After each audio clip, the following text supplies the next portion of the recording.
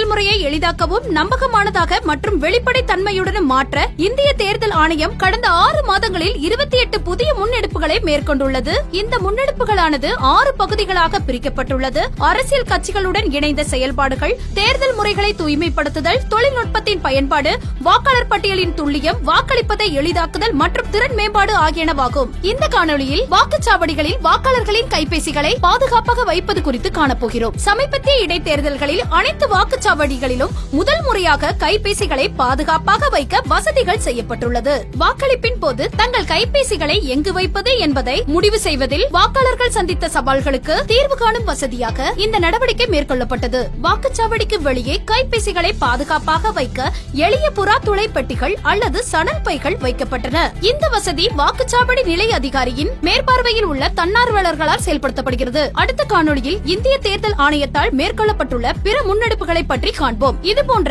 இந்திய தேர்தல் ஆணையம் தொடர்பான மேலும் புதிய தகவல்களுக்கு எங்களது அனைத்து சமூக ஊடக தளங்களை பின்தொடரவும் மற்றும் சப்ஸ்கிரைப் செய்யவும்.